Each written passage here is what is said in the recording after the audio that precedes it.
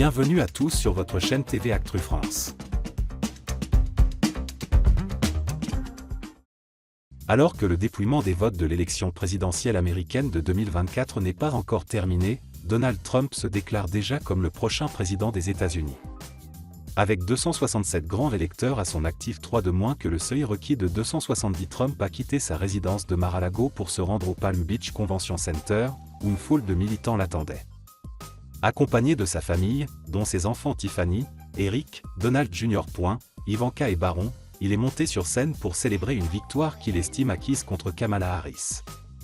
Avant même que le résultat final ne soit confirmé, des figures politiques comme Emmanuel Macron l'ont félicité pour cette victoire présumée. Dans un message sur les réseaux sociaux, le président français a affirmé être prêt à travailler ensemble comme nous avons su le faire durant 4 années, témoignant d'une intention de coopération entre les deux pays. Un clin d'œil à Melania pour le succès de son livre. Au cours de son discours d'environ 30 minutes, Trump a remercié sa femme, Melania, qui redevient ainsi première dame des États-Unis. Il a profité de l'occasion pour la féliciter pour le succès de son dernier livre, Melania, qui figure en tête des ventes aux États-Unis.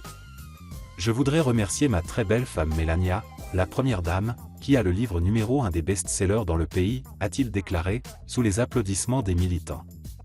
Le livre de Melania Trump aborde des sujets personnels, incluant notamment son soutien au droit à l'avortement, une position contrastant avec celle de son mari.